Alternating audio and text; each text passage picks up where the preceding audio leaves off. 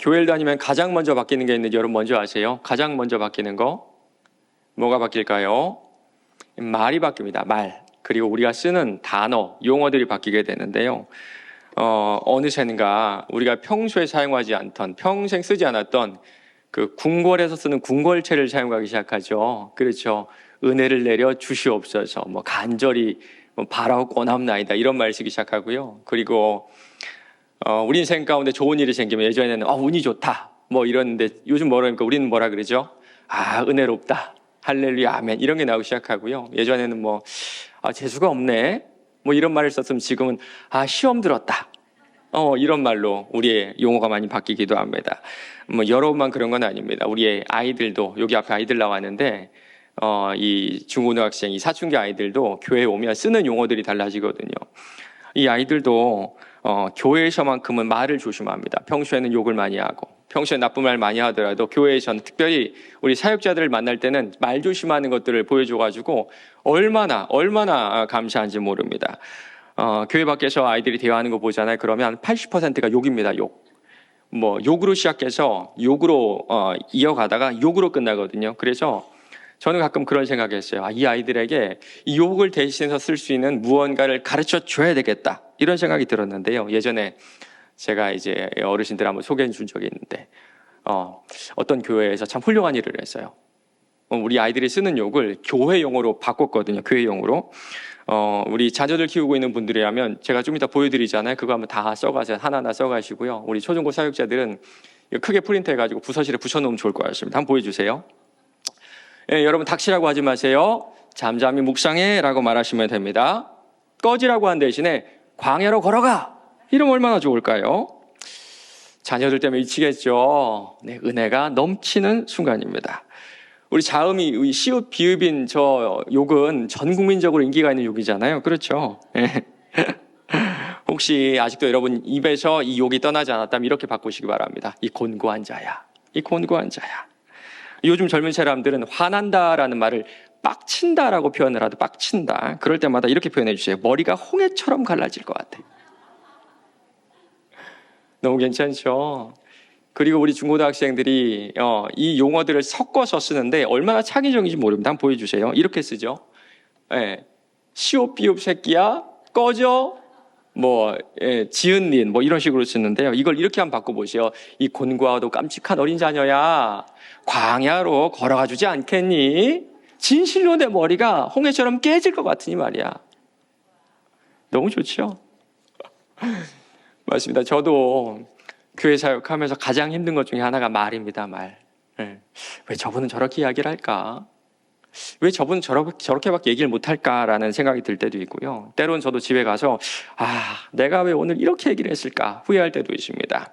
그리고 그 말의 영향력이 생각보다 오래 지속된다는 것을 저도, 여러분도 아마 알고 계실 것 같아요.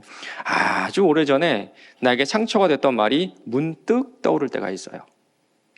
그리고 아주 오래전에 어릴 때 들었던 말인데 그 말이 문득 떠올라서 나를 기분 좋게 하기도 합니다. 왜 말에는 형체도 없고 공기 중에 남는 것도 아닌데 이렇게 지속적으로 우리에게 큰 영향을 끼칠까요? 창세기 이런 말씀이 있죠. 하나님이 이르시되 빛이 있으라 하시니 빛이 있었고, 하나님이 세상을 무엇으로 만드셨을까요?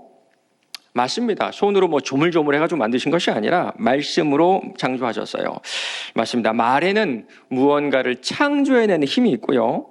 하나님의 형상을 닮은 우리의 말에도 창조의 능력이 담겨 있기 때문에 그렇습니다. 그래서 우리의 말 한마디가 내 아이의 인생을 건강하게 세워갈 수도 있고요. 반대로 우리의 말 한마디가 누군가의 삶을 짓밟고 죽음으로 몰아갈 수도 있습니다. 사탄은 이러한 말의 능력을 사용해서 이 시대를 미혹하고 교회인 우리를 어려움에 빠뜨리기도 합니다. 계시록 12장은 예수님의 탄생과 죽음과 부활과 승천을 모두 다 담고 있습니다. 1절에 나오는 여자는 그 구약 시대에는 신실한 믿음의 공동체, 신약 시대에는 교회라고 제가 말씀을 드렸습니다. 그 여자가 해산에서 아들을 낳았는데 그 아들이 누구라고 했죠? 예수님입니다. 그리고 그분은 부활 승천하셨어요. 여자가 아들을 낳으니 이는 장차 철장으로 만국을 다스릴 남자라 그 아이를 하나님 앞과 그 보좌 앞으로 올려가더라. 7절부터 12절까지는 하늘에서 열린 하늘의 법정이라고 제가 지난 말씀을 드린 적이 있습니다. 사탄은 마치 검사처럼 하나님께 우리가 지은 모든 죄를 낱낱이 드러내서 하나하나 고소합니다. 그리고 영벌을 내려달라고, 저들은 영벌을 받을 자격이 충분하다고 고발해 왔습니다. 그러나 예수님의 십자가 사건 이후로 하나님은 더 이상 그 참소를, 그 고소를 듣지 않으세요. 내가 또 들으니 하늘에 큰 음성이 시르되 이제 우리 하나님의 구원과 능력과 나라와 또 그의 그리스도의 권세가 나타났으니 우리의 형제들을 참소하던 자 곧 우리 하나님 앞에서 밤낮 참소하던 자가 쫓겨났고, 예수님의 부활로 사망이 무너졌고 이 사실을 믿는 우리에게는 영벌이 아니라 영생이 주어졌습니다. 그러나 그렇기 때문에 더 큰 아픔과 상처와 어려움이 우리 인생을 찾아옵니다. 왜 그런지 아십니까? 그러나 땅과 바다는 화 있을진저 이는 마귀가 자기의 때가 얼마 남지 않은 줄을 알므로 크게 분내어 너희에게 내려갔음이라 하더라. 마귀가 예수님 오시기 전까지는 자기가 이길 줄로 알고 설렁설렁 사람을 공격했다면 이제는 아닙니다. 종말의 시기는 마귀가 마지막으로 발악을 하는 그런 시기입니다. 그리고 그 영역은 우리의 생각보다 훨씬 더 넓어요. 이번 주에 수요일날 큰일이 있었죠. 비상계엄이 선포되었다가 해제되는 참 말도 안 되는 일이 벌어졌습니다. 지금 이 정치하는 사람들의 정치하는 행태를 보면 그 어떤 때보다 서로가 서로를 혐오하고 미워해서 극단적인 상황에까지 이르게 만드는 것 같습니다. 여러분은 이러한 정치적 상황 가운데 사탄의 영향력이 없다고 생각하십니까? 러시아 우크라이나 전쟁이 계속되고 있죠. 얼마 전 뉴스를 보니까요, 이 전쟁이 이제 1000일을 지났다고 합니다. 그리고 1000일 동안 몇 명이 죽었는 줄 아세요? 몇 명이 다쳤는 줄 아세요? 무려 100만 명이 죽거나 다쳤다고 합니다. 여러분은 이 전쟁 가운데 사탄의 영향력이 없다고 생각하십니까? 지난주 폭설이 왔죠. 아직 겨울이 시작되지도 않았는데 지난 100년간의 겨울 적설량을 통틀어도 역대 3위의 기록이라고 합니다. 올여름 얼마나 더웠는지 말할 것도 없고요. 이 전문가들에 따르면 앞으로는 지금까지는 우리가 경험해 보지 못한 자연재해가 곧 찾아온다고 합니다. 여러분은 이러한 환경의 문제 가운데 사탄의 영향이 없다고 생각하십니까? 얼마 전 뉴스를 보니까요, 전주에 있는 어떤 초등학교는 5학년 어떤 반은요 1년에 선생님이 6번 바뀌었대요. 담임 선생님이. 왜 그런 줄 아세요? 학부모들의 악성 민원 때문에 6번이나 아이들이 선생님을 바꿔야만 하는 일을 겪었다는 겁니다. 학부모들이 항의하는 데는 분명히 이유가 있겠죠. 그러나 분명한 것은 그 정도가 도를 넘었다는 겁니다. 공교육이 무너지고 교권이 짓밟히는 이 사회적 현상 가운데 사탄의 영향력이 없다고 생각하세요? 경제적으로는 양극화가 심해지고 있고요. 유튜브를 통해서 지금 저급한 문화들이 우리 아이들에게로, 우리에게로 여과 없이 쏟아져 나오고 있습니다. 이러한 상황 가운데 사탄의 영향력이 없다고 생각을 하세요. 사탄은 태초부터 인간을 속이고 공동체를 파괴하십니다. 특별히 예수님의 부활 승천 이후에 사탄은 훨씬 더 치밀하고 은밀하고 교묘한 방법으로 우리를 속이고 죄책감을 가지게 합니다. 13절입니다. 용이 자기가 땅으로 내쫓긴 것을 보고 남자를 낳은 여자를 박해하는지라. 그리고 정치, 경제, 사회, 문화, 종교, 학교, 가정, 그 어떤 영역을 공격하고 오염시키더라도 사탄이 가장 자신 있게 사용하는 수단이 있어요. 지난주 의미 있는 강의를 들었습니다. 의미 있는 강의를. 여러분 혹시 조현병 들어보셨나요? 조현병? 환청이 들리고 환각이 보이는 그런 정신질환인데요. 이 강사분이 조현병에 걸린 이유를 이렇게 설명하시더라고요. 이 선천적으로 뇌가 좀 얇게 태어난 아이들이 있대요. 뇌가. 그런데 뇌가 얇게 태어났다고 해서 꼭 조현병에 걸리는 것은 아니라고 합니다. 거기에 부모의 영향이 있어요. 이 부모님들의 성향 가운데 규칙을 좋아하고 이 규칙 가운데 아이들을 좀 통제하는 그런 분들 계시잖아요. 나쁜 건 아닙니다. 그런데 유전적으로 뇌가 좀 약하게 태어난 아이들과 이 통제하는 부모가 만나면 그때 문제가 생긴다 그래요. 규칙과 통제가 많아지게 되면 자연스럽게 아이들에게 화를 많이 내게 되겠죠. 질책을 많이 하게 되겠죠. 그러면 아이들이 공포를 느끼게 되고요. 그 공포가 불안으로 바뀌고 그 불안이 조현병으로 이어지게 된다고 하더라고요. 부부간의 갈등은 왜 생길까요? 부부간의 갈등. 수많은 이유가 있겠지만 누구나 첫 번째로 꼽는 것이 의사소통의 문제입니다. 여러분 정말 그렇죠? 여러분 정말 그렇죠? 추운 겨울에 어떤 사람이 길을 걸어가고 있는데 그 앞에 어떤 부부가 이렇게 걸어가고 있더랍니다. 그때 남편이 아내에게 이렇게 얘기했어요. 여보 춥지? 내가 좀 패딩을 좀 벗어줄까? 뒤에서 들으면서 참 로맨틱한 남편이라는 생각을 했대요. 그때 아내가 뭐라고 대답한 줄 아세요? 네 얼굴을 보니까 열불이 나서 안 추워. 사람들이 가장 싫어하는 말을 조사해봤는데 여러분 뭔지 아세요? 옳은 말을 나쁘게 하는 겁니다. 옳은 말을 나쁘게 하는 것. 틀린 말을 우기는 것보다 훨씬 더 싫은 것이 옳은 말을 나쁘게 하는 거예요. 혹시 좀 추우신 분들은 남편 얼굴 한번 보세요. 지금 고개를 돌려서 남편이 안 계신다면 남편 얼굴 상상해 보세요.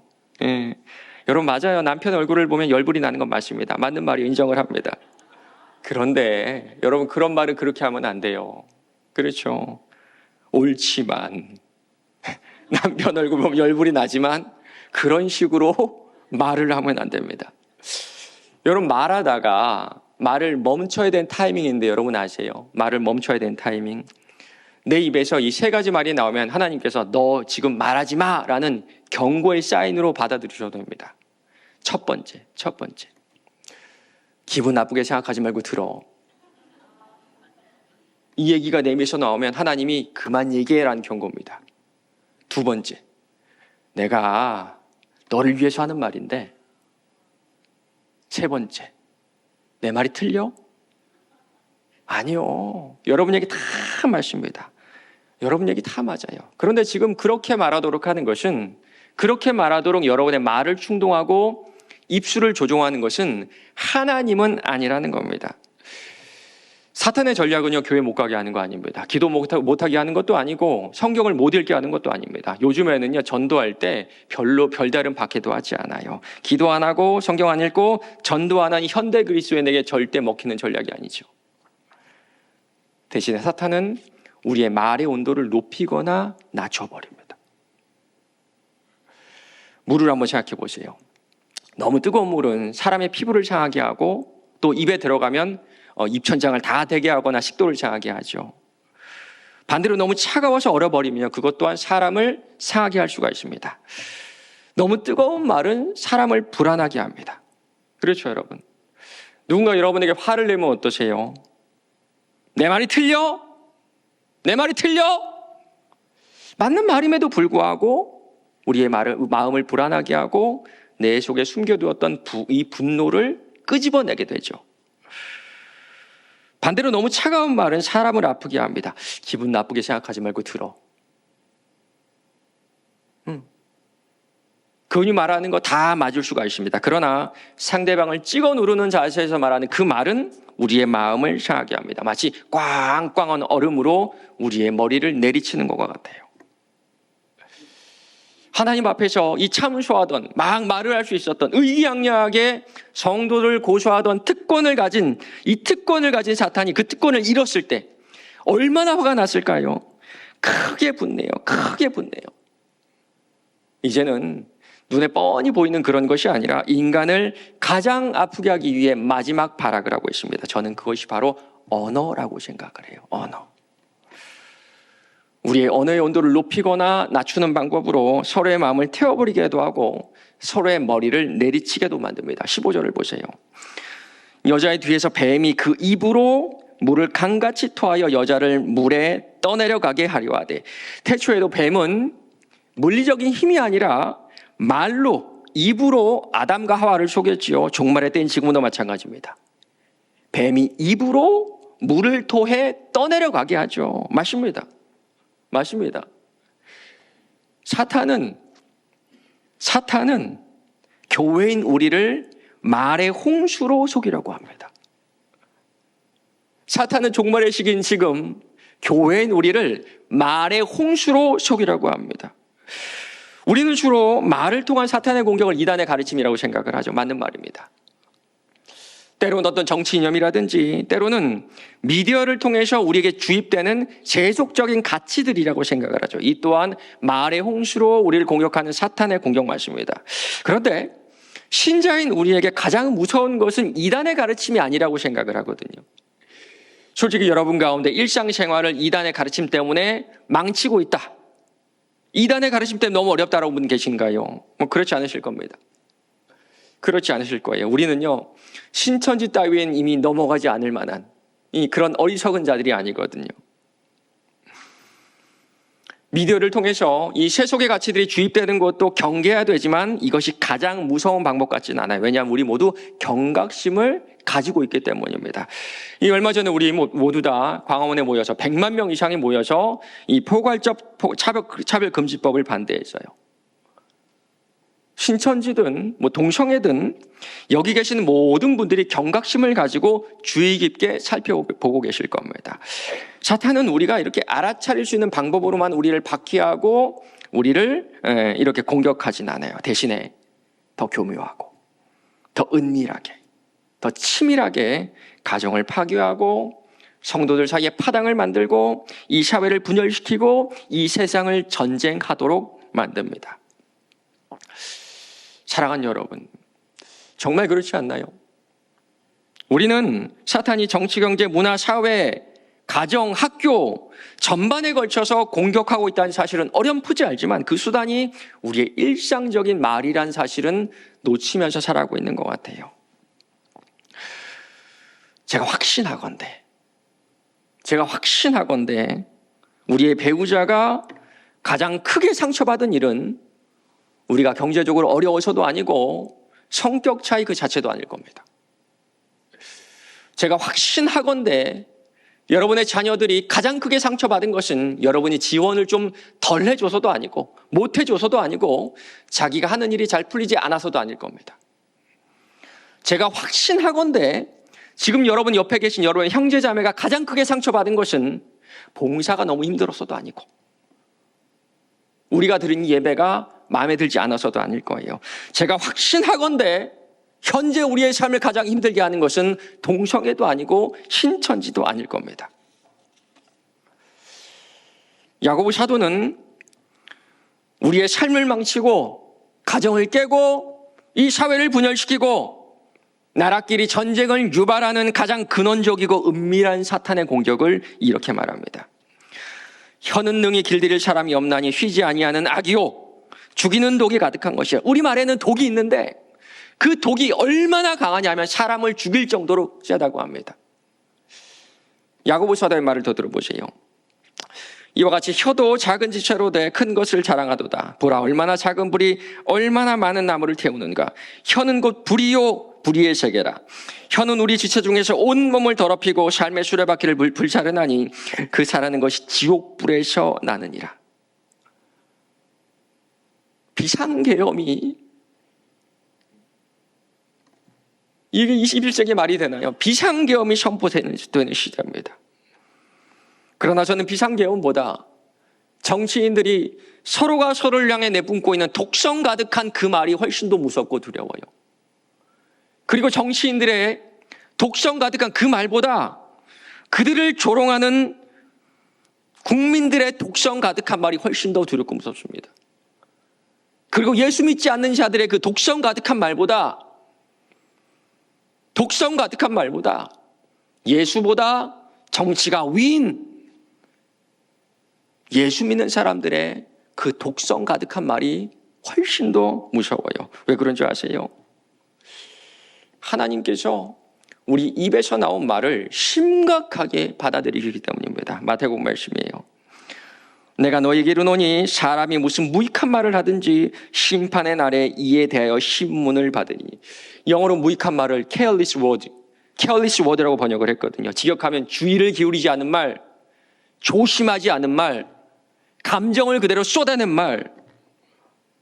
하나님은 every careless word, 내가 주의를 기울이지 않은 어떤 말 하나라도 내가 조심성을 가지고 말하지 않은 어떤 말 하나라도, 내가 내 감정을 절제하지 않고 말한 어떤 말 하나라도 심판의 날에 책임을 묻겠다 말씀하시는 겁니다. 정말 무섭지 않으세요? 정말 무서운 말씀 아닌가요?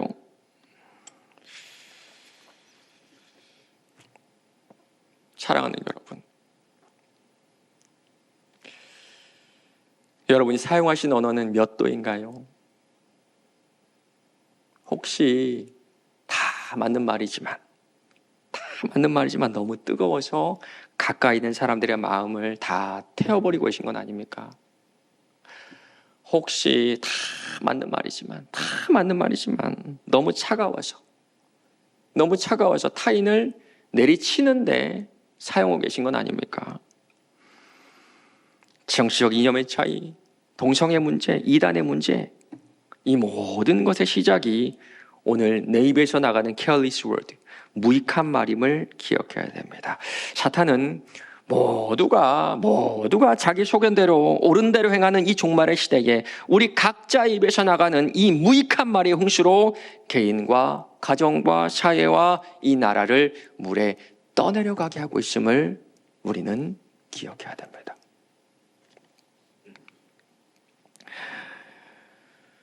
그렇다면 이 혀를 다스릴 수 있는 방법은 없을까요? 아주 오래전에 나는 입술이 부정하여 죽게 되었다 절망하는 이사야에게 하나님은 숯불로 그 입술을 정하게 하십니다. 그때 그 스랍 중에 하나가 부젓가락으로 제단에서 집은 바 핀 숯을 손에 가지고 내게로 날아와서 그것을 내 입술에 대며 이르되 보라, 이것이 내 입에 닿았으니 네 악이 제하여졌고 네 죄가 사하여졌느니라 하더라. 그리고 아주 오랜 후에 그 불이 다시 한번 예수님의 제자들에게 떨어집니다. 오순절날이 이름에 그들이 다 같이 한 곳에 모였더니 호련히 하늘로부터 급하고 강한 바람 같은 소리가 있어 그들이 앉은 온 집에 가득하며 마치 불의 혀처럼 갈라지는 것들 그들에게 보여 각 사람 위에 하나씩 임하여 있더니 그들이 다 성령의 충만함을 받고 성령이 말하게 하심을 따라 다른 언어들로 말하기를 시작하니라. 내가 너보다는 높아지고 싶다라고 말했던 제자들이었어요. 무시를 당하니까 하늘에서 불이 떨어져가지고 저것들 다 태워버렸으면 좋겠다라고 말하던 제자들이었습니다. 예수님이 잡히시자 저주하며 나는 저 사람을 모른다라고 말했던 제자들이었어요. 그러나 성령께서 불의 혀처럼 임했을 때 가장 먼저 그들의 언어가 치유됩니다. 이제는 내가 하고 싶은 말이 아니라 성령의 말하게 하심을 따라 말하게 돼요. 이것이 어떻게 가능했을까요? 예수께서 크게 소리질러 이르시되 엘리 엘리 라마 사박다니 하시니 이는 곧 나의 하나님 어찌하여 나를 버리셨나이까. 예수님께서 십자가에서 하나님을 불렀을 때 우리 하나님은 침묵으로 응답하셨어요. 이것은 단순히 소통의 부재가 아니라 하나님과의 단절이라는 극한의 고독을 의미합니다. 사실 이 침묵은 우리가 당해야 마땅하죠. 쉬지 아니하는 악이요 죽이는 독이 가득한 입으로는 순결하신 하나님과 소통할 수가 없습니다. 그러나 예수는 우리가 겪어야만 했던 하나님의 침묵을 대신 겪으시고 오직 아들만 들을 수 있는 아버지의 음성을 우리에게 들려주세요. 너희가 아들이므로 하나님이 그 아들의 영을 우리 마음 가운데 보내자 아빠, 아버지라 부르게 하셨느니라. 나를 아들이라, 나를 자녀라 부르시는 이 말씀이 우리의 중심에 들어오게 되면 우리의 마음이 예수의 영으로 가득하게 되고 그제야 우리의 말이 치유가 됩니다. 더 이상 누구를 이길 필요가 없어요. 더 이상 다른 사람이 나를 어떻게 생각하는지 중요하지 않습니다. 우리가 겪어야 했던 침묵을 대신 겪으신 예수님께서 날 사랑하신다는 그 말씀을 내 존재의 중심에 충만히 담아주셨기 때문에 그렇습니다. 그 여자가 큰 독수리의 두 날개를 받아 광야 자기 곳으로 날아가 거기서 그 뱀의 낯을 피하여 한 때와 두 때와 반 때를 양육받으매. 하나님께서는 독성이 가득한 말에 이 홍수의 시대에 당신의 날개로 우리를 덮으시고 양육, 입술의 훈련을 이루어 가세요.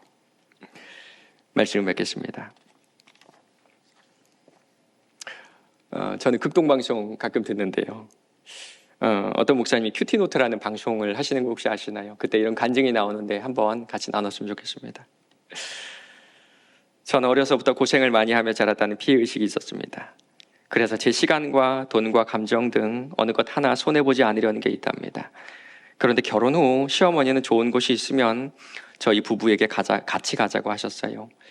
저희 어머니의 기대에 부응하고자 휴일이면 시어머니와 같이 나들이를 갔죠. 하지만 횟수가 거듭될수록 시간과 체력의 한계가 느껴졌답니다. 교회 소그룹 모임에서 이 일을 나누니 중요한 가족 모임만 가고 아직 믿음이 연약한 남편과 대화할 때는 입에 재갈을 물리라는 권면을 받았어요. 하지만 그간 시댁 때문에 쉬지 못했다는 생색이 올라오자 저는 남편에게 제 감정이 풀릴 때까지 시어머니를 비난했죠. 저의 전도로 교회에 다니게 된 남편은 매주 주차 문제로 교회를 비판했어요. 그러다 남편이 유독 심하게 화를 낸 어느 주일날, 평소 같으면 그만하라고 짜증을 냈을 텐데 그날은 공동체의 권면대로 입을 다물고 남편의 입장을 한번 생각해 보았어요. 그러자 신기하게도 교회를 욕하는 남편에게서 시댁을 욕하는 제 모습이 보였답니다. 저는 입으로는 구원을 위해 시댁을 섬기겠다고 하면서도 실상은 남편에게 제 생각을 건강하게 표현하지 못하고 시어머니를 비난했어요. 이렇게 이중적인 저의 모습이 깨달아지니 제가 바로 남편을 괴롭히는 죄인임이 인정되었죠. 그러자 남편의 짜증을 토달지 않고 받아내고 남편에게 사과도 할 수 있었답니다. 앞으로도 저의 피해의식을 십자가에 못 박고 입에 재갈을 물려 온전하게 말하는 훈련을 잘 받기를 원합니다. 저의 적용은 남편과 갈등이 생길 때 따지지 않고 당신이 옳아요 라고 말하겠습니다. 피해의식이 올라올 때마다 공동체 지체들에게 즉시 알리고 기도 요청을 하겠습니다. 이번 한 주 우리도 이렇게 한번 살아보면 어떨까요? 한 주 동안 내 입에서 부정적인 얘기나 남을 깎아내린 얘기가 나올 때 침묵해 보세요. 침묵해 보세요. 누군가와 이야기를 나누다가 내가 반박하고 싶을 때 침묵해 보세요. 뜨거운 물도 가만히 놔두면 미지근한 물이 되죠. 아주 차가운 물도 가만히 놔두면 미지근한 물이 됩니다. 침묵의 시간이 우리의 말의 온도를 그 누구나 마시기에 적당하게 만들어주지 않을까요? 사탄이 말의 홍수로 우리를 삼키려는 이 시대에 침묵함으로 뜨겁고 차가워진 내 말의 온도를 조절하여 세상에 흘려보내시는 저와 여러분 되시길 바랍니다.